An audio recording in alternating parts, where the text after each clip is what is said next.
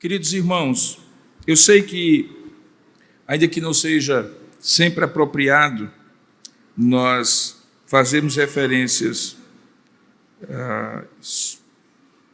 especialmente quando nós vamos pregar a palavra a obras artísticas, culturais, que não são, obviamente, da nossa realidade evangélica, mas me chama muita atenção quando eu vejo as expressões da graça geral ou das manifestações de Deus por meio das manifestações culturais. Deus age e fala apesar das pessoas, inclusive apesar de nós mesmos. E há muitas músicas, por exemplo, que nesse período natalino que se antecipa, que se chega ao período natalino, são cantadas, fazem parte do imaginário coletivo, muitas vezes da nossa infância.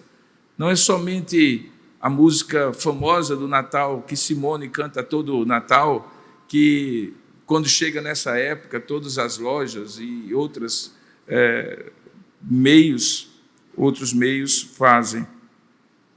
Mas recentemente eu vi um comentário de um crítico musical sobre a música Anunciação, de Alceu Valença, que é marca registrada daquele artista.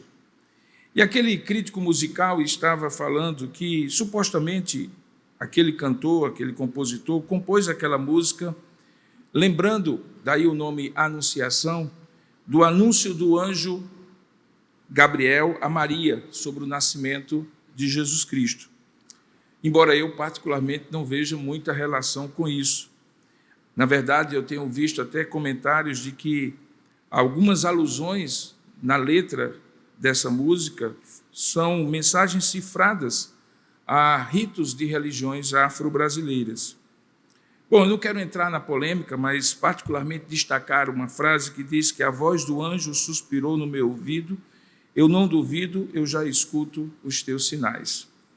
Parece indicar essa frase que, de fato, a música entende que a vinda de Jesus, seja a primeira vinda, ele já veio, ou a sua volta, a sua segunda vinda, sempre é antecedida por sinais, por manifestações, por profecias pelas quais as coisas são antecipadas. De fato, um dos estudos mais intrigantes e desafiadores que se pode fazer é aquele que propõe ver Jesus simbolizado, profetizado, previsto antes mesmo do seu nascimento. Existe toda uma categoria de estudos, por exemplo, das chamadas profecias messiânicas, que mostram que Jesus já tinha sido antecipado na voz dos profetas, Deus se revelando por intermédio deles, assim como também por meio de toda aquela simbologia, todos aqueles rituais da antiga aliança, do tabernáculo, dos sacrifícios, das ofertas, dos momentos da história. É como se Cristo estivesse, de vez em quando, aparecendo simbolicamente ali, até que chega um momento em que ele nasce. De fato, Paulo também fala lá em Gálatas capítulo 4, verso 4, que todas as coisas, de alguma maneira na história, convergiram no tempo ideal para o nascimento de Jesus. Lá em Gálatas 4:4 diz que Deus enviou o seu Filho na plenitude dos tempos, ou do tempo, nascido de mulher, nascido sob a lei, para libertar os que estavam debaixo da lei. E essa expressão plenitude do tempo parece indicar uma condução de Deus da história para que num determinado momento, no melhor momento, Cristo pudesse ter nascido, para produzir o maior impacto, para produzir o melhor resultado da sua vinda e da sua vida. Efetivamente, quando a gente vê Deus fazendo as coisas na história, usando os fatos e também intervindo nos fatos da história, a gente percebe, por exemplo, como o Império Romano, com todas as suas conquistas, permitiu, por exemplo, que em todo o Império Romano houvesse aquilo que os historiadores chamam de Pax Romana, a pacificação dos conflitos que permitiam o livre comércio, o ir e o voltar tranquilamente pelas suas vias romanas, que naquela época já eram prodígios da engenharia, e que facilitou, sem dúvida alguma, não apenas o intercâmbio comercial, mas também a pregação do Evangelho. Talvez antes de Roma, Paulo teria dificuldades em pregar em tantos lugares, caminhando sobre estradas que não existiam, e sem paz para ir de um lado e do outro, em alguns momentos até reivindicando para si o fato de ser cidadão romano.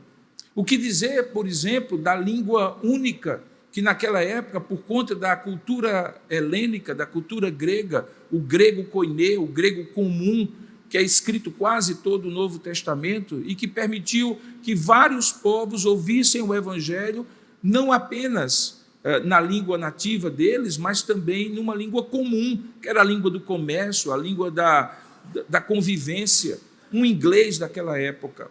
E tudo isso não teria acontecido se os gregos, antes dos romanos, não tivessem colonizado culturalmente toda a bacia do Mediterrâneo e todo aquele lugar onde depois os romanos tomaram conta.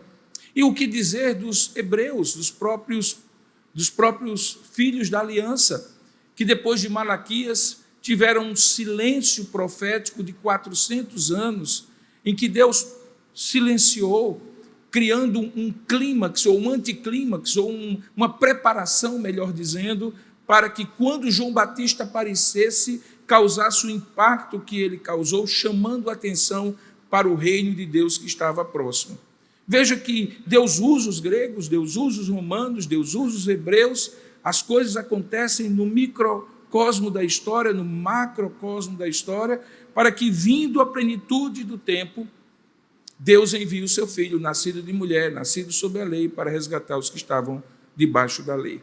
A questão é, nesse último domingo de novembro, que antecede o chamado tempo do advento, os 4 domingos que antecedem o Natal, e que preparam, de alguma maneira, em grande parte da cristandade, aquela expectativa para o nascimento de Jesus, e aqui eu também não vou entrar no mérito se ele nasceu no dia 25 de dezembro ou não, porque mais do que data nós estamos entendendo que a festa é a celebração da encarnação do Deus que se faz homem. O que Jesus, então, representa de fato como cumprimento desse propósito de Deus? Se Deus preparou tudo isso, se Paulo diz que há uma plenitude do tempo, e que nessa plenitude do tempo, no tempo ideal, quando o tempo se completa, todas as circunstâncias, todas as condições sociais, culturais, políticas, religiosas, preparam aquele momento, o que significa Jesus ser aquele que ele diz ser, o Deus encarnado, o Filho de Deus, o que vem para cumprir profecias, para representar plenamente os sinais que o anjo sussurrou no ouvido de Maria. Eu gostaria de, à luz de Hebreus, capítulo 1, versículo de 1 a 4, que é o prólogo da carta escrita aos Hebreus, expor para os irmãos como Jesus é esta plena revelação de Deus na história, por meio da história e em alguns momentos apesar da história. Por que ele é superior e por que merece toda a nossa adoração, todo o nosso louvor? Porque ele é mais do que todos os profetas, mais do que Moisés, mais do que os feitos dos gregos, dos romanos, dos próprios hebreus. Por que ele é o ápice? Por que ele é o cúmulo da expressão de Deus? E o que isso significa e impacta a minha vida e a sua ainda hoje? Portanto, eu lhe convido a abrir a palavra de Deus em Hebreus capítulo 1, do verso 1 ao verso 4. A palavra de Deus diz assim, e eu vou ler na versão Almeida atualizada, tá? Diz assim: antigamente Deus falou muitas vezes e de muitas maneiras aos pais pelos profetas, mas nesses últimos dias nos falou pelo Filho, a quem constituiu herdeiro de todas as coisas e pelo qual também fez o universo. O Filho, que é o resplendor da glória de Deus e a expressão exata do seu ser, sustentando todas as coisas pela sua palavra poderosa, depois de ter feito a purificação dos pecados, assentou-se à direita da majestade nas alturas, tendo se tornado tão superior aos anjos quanto herdou mais excelente nome do que eles. Antigamente, Deus falou. Nos últimos dias, nos falou pelo Filho. Que Deus abençoe a sua palavra lida. Amém. Senhor, nosso Deus e nosso Pai, fala conosco, iluminando a nossa mente, abrindo o nosso entendimento e nos dando a plena convicção de que é o Senhor que fala, apesar de quem fala, e que fala para que nós possamos ouvir a Tua voz, que é a mesma voz para todos os Teus filhos e todas as Tuas ovelhas, mas que aplicada pelo Teu Espírito de maneira muito particular, se torna uma voz única, singular para cada um de nós. É esta voz singular e única que pedimos que o Senhor fale com cada um de nós, para que possamos ouvir a Tua voz, para além da correta interpretação do texto, para além da compreensão do texto, fala conosco na nossa necessidade espiritual. É assim que nós te oramos e te agradecemos. Em nome de Jesus. Amém. Queridos, o período de Natal é um período que nós estamos nos preparando para celebrar já começando dezembro. E é um período de emoções assim bastante conflitantes. Há pessoas que se alegram muito no Natal, tem gente que considera essa época do ano a melhor época do ano. É uma época de festejo, de celebração. Mas há pessoas que sentem no Natal aquilo que a gente chama de melancolia natalina, que é quando, de alguma maneira, eles fazem uma reflexão, ou elas fazem uma reflexão sobre o ano que está passando, porque, obviamente, depois do Natal segue-se o Ano Novo, e, de repente, olhando para trás, se veem aquém daquilo que tinham planejado no começo do ano que está se encerrando. Algumas vezes, situações, pessoas, lembranças, cheiros, lugares, músicas e tudo mais nos remete a pessoas que partiram, pessoas que não estão ou não estarão conosco mais nesse período.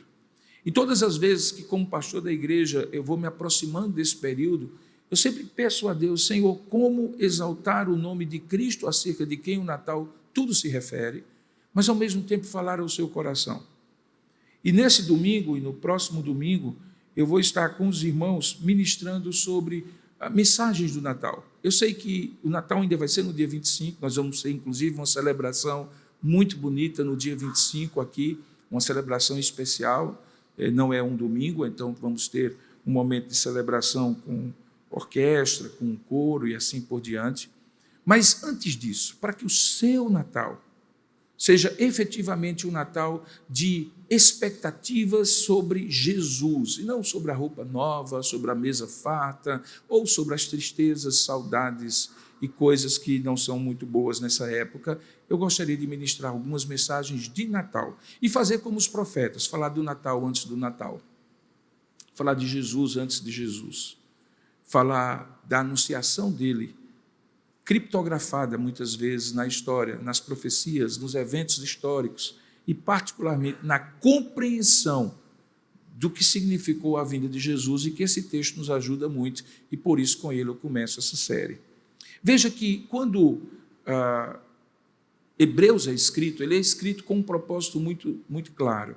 Havia muitos judeus que tinham se convertido ao cristianismo e estavam acostumados a toda aquela pompa e circunstância ritualística do Templo de Jerusalém. Se você imaginar um culto, uma celebração com sacrifícios e ofertas, roupas paramentadas, processionais, recessionais, no Templo de Jerusalém, uma das 7 maravilhas do mundo antigo, você certamente há de concluir que era um espetáculo à vista. Era algo pomposo. Todas aquelas mitras sacerdotais, aquelas vestimentas, os cânticos e assim por diante. De repente, gente como aqueles que frequentavam o templo se converte e começa a experimentar uma vida extremamente frugal, extremamente simples. Não havia paramentos, porque os paramentos eclesiásticos, as togas, as batinas, são invenções da cristandade depois. Na época eram judeus que vestiam as mesmas roupas, sendo eles pastores, presbíteros ou apóstolos, que os outros também vestiam. O culto era simples, influenciado mais pela sinagoga do que pelo templo. Um lugar, ou qualquer lugar, em casa, com muita gente, com pouca gente, se cantava alguns cânticos, os salmos, se cantava e se orava uns pelos outros e se pregava a palavra. Algo muito parecido com o que nós fazemos hoje, particularmente aqui nessa igreja. O impacto dessa mudança, daquilo que era pomposo, cheio de circunstâncias, cheio de esplendores, de brilhos, de simbolismos, de filigranas, todas aquelas muito relacionadas ao simbolismo da antiga aliança, foram substituídas por um culto simples, por um culto objetivo, focado no relacionamento das pessoas com Deus, no relacionamento das pessoas umas com as outras, uma forte ênfase comunitária, uma forte ênfase testemunhal, uma forte ênfase de devoção e piedade. Bom, há algumas pessoas que são simples e gostam das coisas simples, e há algumas pessoas que não são simples e não gostam das coisas simples. E eu imagino que muitos cristãos, especialmente esses a quem foi dirigida essa carta, estavam acostumados com coisas mais pomposas. E então o grande impacto de corrosão, de desânimo da fé, começou a ser sentida. A carta aos Hebreus é para demonstrar que esses irmãos tinham tomado uma decisão certa, porque o foco da adoração, da confissão de fé deles, da devoção deles, não podia ser circunstâncias. Não podia ser a pompa e circunstância do culto, do templo, mas a relação com Deus. Lembra, Jesus disse àquela mulher samaritana em João capítulo 4, não é aqui nem ali, mas o Pai deseja que adoradores o adorem em espírito e em verdade, e foi para isso que ele veio, é isso que ele busca. O culto, portanto, da igreja primitiva era muito simples. Michael Green, um dos grandes historiadores da igreja primitiva, vai em busca de manuscritos da época e não encontra cerimônias como eventualmente aconteceram nos 2000 anos de cristandade posterior. Esses hebreus, no entanto, começaram a desanimar, porque começaram a ter saudade daquelas coisas que representavam a religiosidade deles. É muito fácil, queridos irmãos, a gente se apegar aos ritos religiosos e perder a essência da relação com Deus, até mesmo entre nós. Perceba que uma pessoa que frequentou essa igreja ao longo de 2025, se foi observadora, percebeu que nós seguimos uma liturgia. E essa liturgia tem momentos de adoração, de louvor, de contrição, de confissão, de edificação como esse, de consagração. Segue mais ou menos um roteiro, conta-se normalmente uma mesma história, diríamos assim, uma coreografia de culto. E nessa coreografia de culto a gente se acostuma, a gente se apega, a gente começa a ter o nosso lugar certo, onde a gente sempre senta, o cântico de preferência, o pregador que a gente se acostuma a ouvir, o estilo e aquilo mais, o grupo que canta, o repertório das músicas. Se isso é revestido de um luxo e de uma grandiosidade, como era o culto da antiga aliança, ainda mais. E esses irmãos começaram a desanimar. Será que nós fizemos uma boa opção? Lá nós tínhamos uma religião que enchia os olhos, que enchia os ouvidos, que nos fazia sentir importantes. A gente olhava e tudo revelava que Deus existia, tudo significava Deus, todas as coisas, aquelas ofertas e tudo mais, a meticulosidade da religiosidade parecia dar sentido às pessoas. É muito fácil você se tornar uma pessoa religiosa e perder a essência espiritual.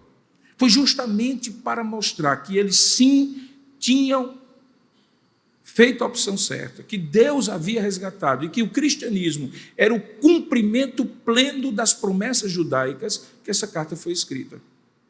Se eu pudesse lhe dar um tema, eu diria que essa carta se propõe a dizer que Cristo é superior. Não no sentido soberbo e autossuficiente, superior porque é o cumprimento de tudo aquilo que antes era apenas simbólico. que ele é a plenitude de tudo aquilo que era antecipado ou antevisto, que todas as promessas e profecias que foram feitas antes se cumpriram cabalmente nele, mesmo na simplicidade da manjedoura e na dureza da cruz. E é justamente aqui que Hebreus começa, nesses 4 primeiros versículos. Nós consideramos como prólogo temático da carta. Nós não sabemos quem escreveu, alguns acham que foi Apolo, outros acham que foi Paulo, o apóstolo. É uma carta que não temos certeza de quem escreveu, mas temos certeza daquilo que é o propósito dessa carta. É para mostrar que Cristo é superior, não na pompa e na circunstância, mas justamente no cumprimento, na plenitude do tempo. Porque, de fato, se eu pudesse ligar Gálatas e Hebreus, eu diria que Gálatas capítulo 4 é o tema que Hebreus traz de maneira detalhada. E é aqui que começa, e é aqui que nós vamos expor hoje. Veja que o texto diz que Jesus é superior, primeiramente, porque ele unifica e cumpre tudo o que foi profetizado. Olha só uma coisa, observe alguns contrastes nesse texto que nós lemos. Ele diz assim, antigamente, depois ele diz hoje. Antigamente Deus falou, hoje Deus nos fala. Observe outro contraste, ele diz assim, antigamente Deus falou muitas vezes e de muitas maneiras. Agora ele diz assim, hoje Deus nos fala por meio do seu Filho. Uma vez só, completamente, uma única palavra, a palavra viva, o verbo que se fez carne. Não é mais um discurso que profetiza quem vai ser, é a própria palavra encarnada, que prova que o discurso estava certo, mas que o excede, que vai além do discurso, é a concretude daquilo que foi discursado. Observe que ele faz um outro contraste, ele diz assim, que a maneira como antigamente Deus falou, muitas vezes e de muitas maneiras, foi aos pais e pelos profetas. Essa palavra pais tem a ver com os patriarcas, Abraão, Isaque e Jacó, e com todas aquelas grandes figuras que eram os recipientes privilegiados e os instrumentos privilegiados da revelação de Deus. Deus não se revelava assim para o povo, como passou a se revelar por intermédio de Jesus Cristo. Deus se revelava ao rei, por meio do rei, pelo seu governo ao povo. Deus se revelava ao sumo sacerdote e por meio dos sacrifícios, ofertas e orações, pelo povo, se revelava ao povo, mas sempre por meio do sumo sacerdote, sempre por meio do rei. Não era o povo, seu José, seu João, Dona Maria, Dona Josefa, que eventualmente ouvia Deus. Era sempre por intermédio desses pais a quem Deus revelava, fosse o rei, fosse o sumo sacerdote e principalmente o profeta. O profeta, inclusive, tem esse nome profeta, vindo de uma palavra hebraica, nabor, que significa a voz, a boca de Deus. Portanto, ninguém conhecia Deus se profeta não falasse. Ninguém conhecia Deus se sumo sacerdote não revelasse, por meio dos seus rituais, orações, intercessões e simbolismos. Ninguém saberia como Deus governa sobre todas as coisas se um rei justo não governasse de maneira justa. E essa, inclusive, diga-se passagem, era a grande punição que Deus dava aos reis maus, porque davam um mau testemunho do reinado de Deus, porque um rei mau dava a impressão ao povo que Deus é mau. Porque o governo de Deus se espalhava e se espelhava por intermédio do rei. Perceba esses contrastes. Novamente, olha, antigamente, hoje, de muitas maneiras, agora pelo Filho, por intermédio dos nossos pais, e agora, hoje, por intermédio do seu Filho. Existe um princípio unificador. Jesus unifica nele, na sua vida, na sua palavra, na sua obra, tudo, absolutamente tudo que foi profetizado antes. Não há um único aspecto que tenha sobrado da antiga aliança que possa ser dito assim, Jesus não cumpriu. Não há nenhuma profecia da antiga aliança que não se possa dizer foi cumprido por Jesus ou ainda cumprirá na sua volta. Não existe nenhum simbolismo, e talvez aqui coubesse, sim, em outro momento de exposição, falarmos dos grandes simbolismos do tabernáculo, e você vai perceber que cada um daqueles móveis, utensílios, cores, formas, medidas. Até as medidas do tabernáculo expressavam de alguma maneira o caráter e a obra de Deus. É como se tudo, de fato, estivesse sido construído ao longo da história, nos simbolismos dos judeus, nas intervenções de Deus na história, entre os povos que o reconheciam e aqueles que não o reconheciam, para que tudo fosse sendo construído numa grande construção que tem um ápice, e esse ápice é Jesus.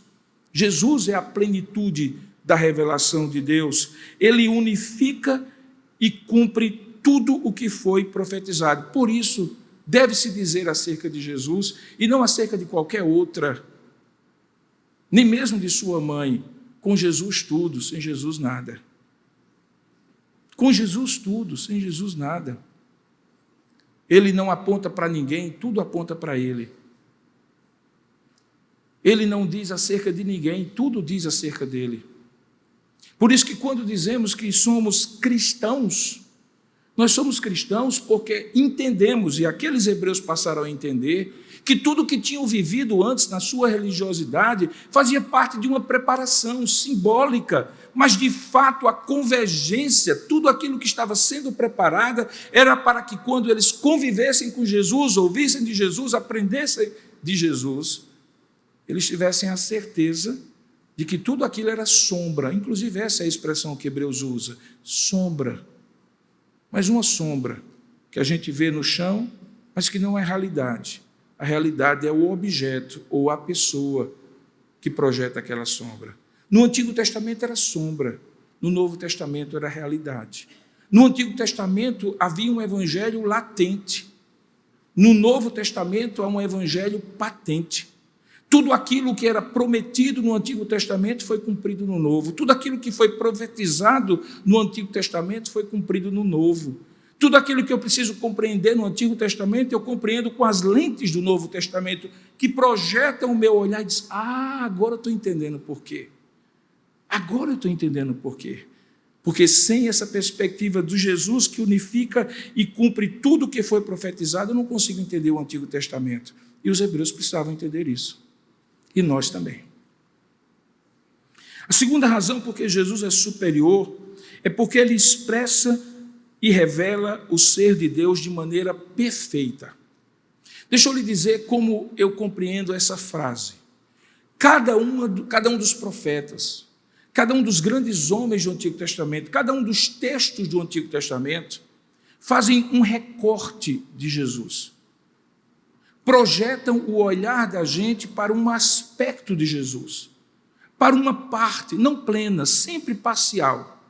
Mas Jesus, ele expressa e revela tudo isso de maneira completa e perfeita. É isso que o texto diz. Ele diz assim, que quando ele nos falou pelo seu Filho, esse Filho, veja o verso 3, é resplendor da glória de Deus. E olha que expressão maravilhosa, a expressão exata do seu ser.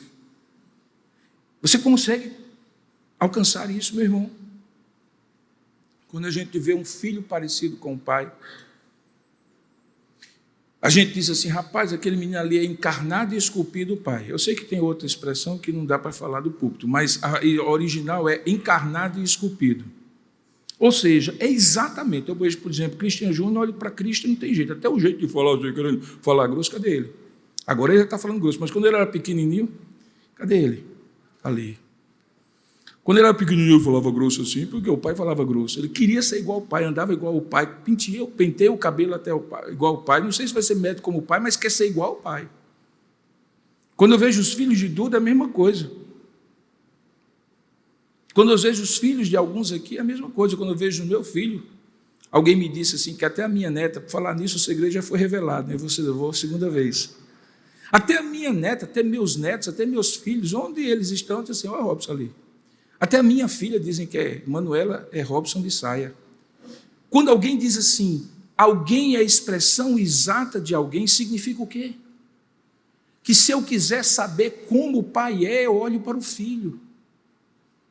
E não somente nas características físicas, porque eventualmente pode ter alguma genética da mãe aí, mas principalmente na maneira de ser, de agir, de falar. Olha o que é que diz aqui. Diz que esse filho é expressão exata. Irmãos, isso é redundante, é pleonástico. Ele diz assim, é tudo. Ele não somente é a expressão do seu ser, ele é a expressão exata, encarnada e esculpida do ser de Deus.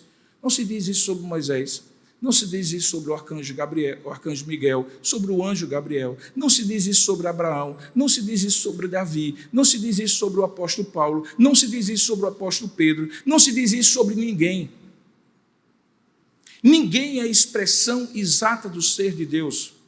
E Jesus diz isso e afirma. Eventualmente algum tolo diz assim, Jesus nunca disse que era Deus.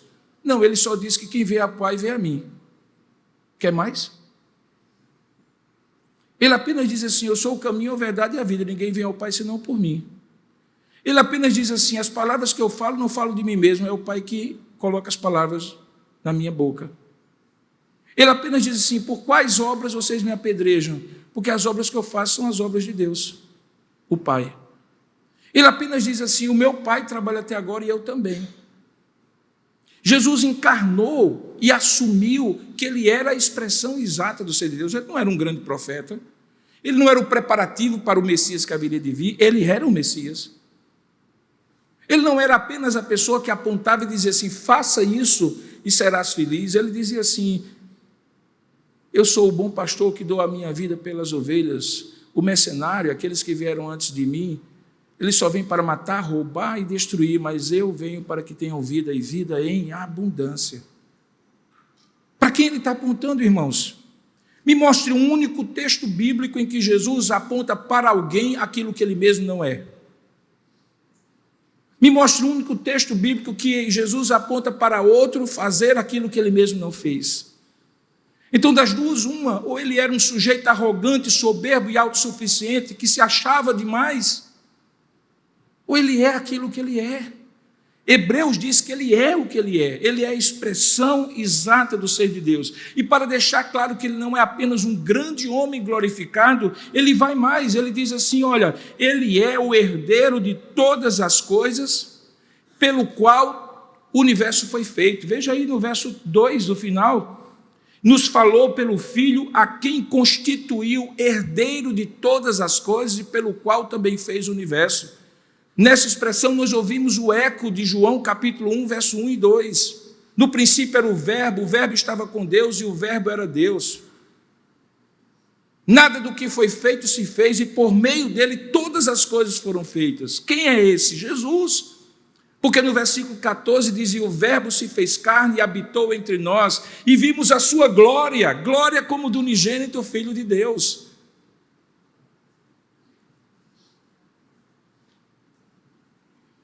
Portanto, Jesus expressa e revela o ser de Deus de maneira perfeita. Ele é, ele não está sendo, ele não será, ele não foi. E essa é a razão porque todo o Evangelho de João, diga-se de passagem, se estrutura em 7 revelações de Deus, quando ele chama para si aquilo que Deus, em Êxodo capítulo 3, verso 14, disse a Moisés, quando falou, eu sou o que eu sou. E aí Jesus diz, eu sou o caminho, a verdade e a vida. Eu sou o bom pastor, eu sou a videira verdadeira, eu sou a ressurreição e a vida. Ou ele era louco, soberbo, que chamava para si aquilo que é só de Deus, ou ele é Deus. E é isso que Hebreus diz, ele é Deus. Portanto, quando você no Natal estiver celebrando o nascimento daquele serzinho indefeso, não esqueça, aquele serzinho indefeso esvaziou-se a si mesmo, tomou a forma de homem, mas ele é Deus. Natal é adoração a Deus. Celebração do Natal é adoração a Deus. Não é uma festa de rememoração de um grande vulto do passado. É um culto em que nós oferecemos a Deus a nossa gratidão por sua manifesta graça em se tornar um entre nós, porque ele expressa e revela o ser de Deus de maneira perfeita. Nesse mesmo texto, Hebreus também diz, o escritor inspirado por Deus, que Jesus é superior porque ele faz uma obra perfeita. E aqui eu quero que você compreenda, quando a Bíblia fala de perfeita, ela tem um duplo sentido. No que se refere ao homem, significa completo. Então, quando Paulo diz, por exemplo, que em nada tenho a minha vida preciosa para mim mesmo, contanto que eu cumpra perfeitamente, ou complete a minha carreira, a ideia é essa. Você pegar e fazer, e entregar feito, quando é homem. Mas quando é Deus, é uma obra perfeita no sentido de que não tem defeito. É completa. Quando Jesus abre as mãos no Calvário e diz assim, está consumado, e expira e entrega o seu espírito a Deus, duas coisas acontecem. Não havia nada mais além disso que pudesse ser feito que ele não fez. Segundo, que ele fez de maneira perfeita. Ele é o cordeiro que morre e o sumo sacerdote que oferece. Ele é aquele que não é pecador, que morre em função dos pecadores. Hebreus se estrutura exatamente nesse sentido. Quando você vai lendo o livro de Hebreus, você descobre que ele é superior aos anjos. É dito logo no início. E por que ele é superior aos anjos? Porque os anjos são seres criados, embora sejam cheios de santidade e justiça de Deus, aqueles que se preservaram, porque os que não se preservaram são os demônios que hoje atanasam a vida de todos e são inimigos de Deus, inimigos nossos também. Diz o texto lá em Hebreus, um pouco na frente, que ele é superior a Moisés, e o argumento que Hebreus usa é que Moisés era um servo na casa, um servo de Deus, e ele é o dono da casa, Jesus. Depois ele diz que Jesus é superior ao sumo sacerdote, porque o sumo sacerdote, a começar de Arão, irmão de Moisés, o primeiro sumo sacerdote, era da tribo de Levi, da linhagem de Levi, os levitas. Mas Jesus vem como sumo sacerdote de uma outra linhagem. Ele é sumo sacerdote segundo a ordem de Melquisedeque, aquela figura estranha que aparece no início e que ninguém tem fim nem começo, não sabe onde começou e que na verdade é o próprio Deus. Aquele a quem Abraão deu dízimo, por reconhecer que ele era superior a ele, Abraão, o pai da nossa fé. E é dito que Jesus é segundo essa ordem, uma outra categoria. Ele é superior porque ele também oferece um sacrifício que é perfeito e completo. Por quê? Porque ao invés de oferecer todas as vezes que alguém peca, e primeiro por si mesmo, como era o caso do sumo sacerdote, e depois pelos pecados dos outros, Jesus oferece de uma vez por todas um único sacrifício que não é por ele, mas por todos aqueles a quem ele escolheu e por quem ele morreu. Eu, se fosse você, lia daqui para o dia 25 a carta de Paulo, ou melhor, a carta aos Hebreus. Acabei revelando qual é a minha opinião. A carta aos Hebreus. Por quê? Porque quando você vê isso, você diz assim, gente, não é um menino Jesus. Não é um bebezinho indefeso numa manjedoura. Ele é, mas só por um tempo. Porque de antes a sempre depois, ele é o Deus eterno que cumpre a sua obra perfeita. Olha o que é que ele diz. Ele diz assim, o Filho, que é o resplendor da glória de Deus e a expressão exata do seu ser, sustentando todas as coisas pela sua palavra poderosa, ou pelo poder de sua palavra, como diz na versão atualizada. Significa, irmãos, que o mundo e o universo não estão nos ombros de Atlas, segundo o mito helênico e grego.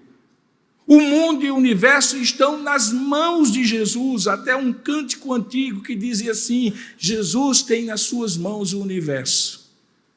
Minha vida, sua vida, o negócio das nações, os grandes fatos da história, na mão dele. Reinos passam. Quem é César, senão um registro na história? Quem é Faraó, senão um registro na história? Quem foram os poderosos, inclusive aqueles que se levantaram contra Jesus? História. Jesus é presente.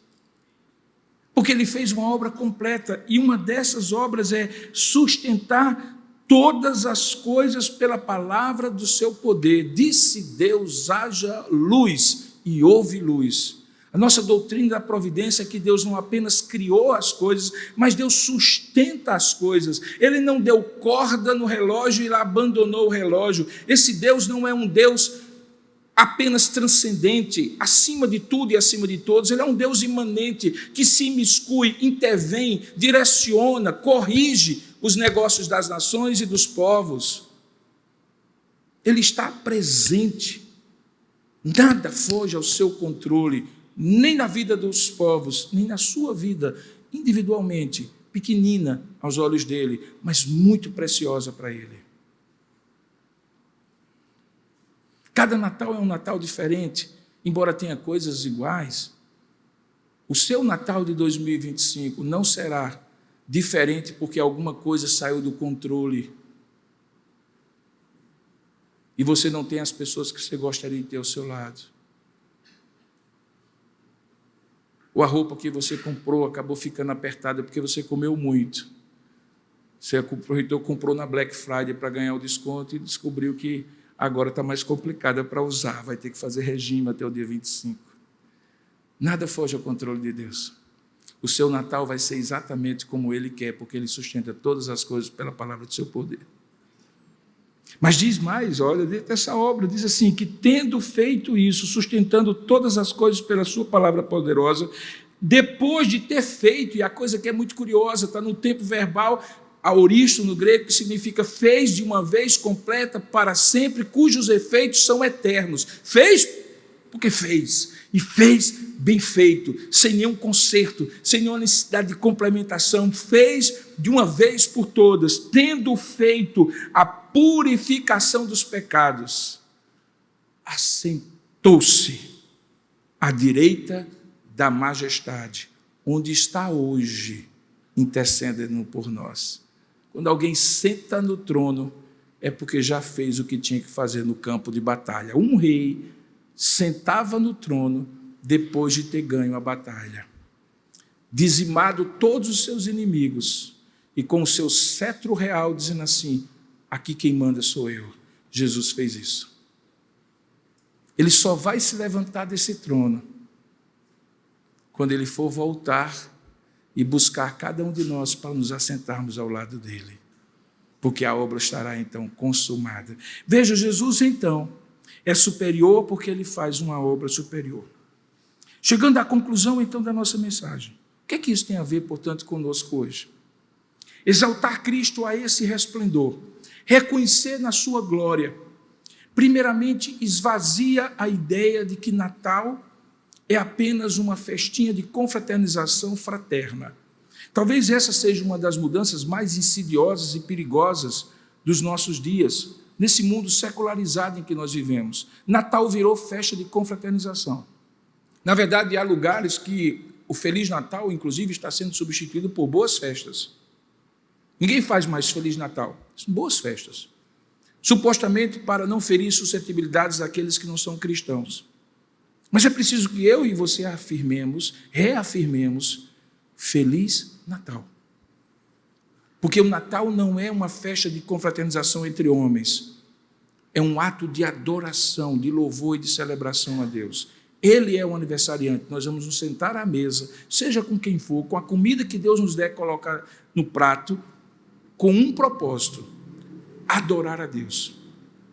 E aí eu gostaria de convidá-lo a fazer uma coisa prática. Não espere o dia 25, quando nós estivermos aqui, adorando a Deus, cantando louvores ao Senhor e ouvindo a palavra de Deus. No dia 24, que normalmente aqui na igreja nós não fazemos celebração alguma, para que você tenha o seu momento com família, ou com amigos, ou com pessoas, antes de meter o seu dentão na coxa do peru,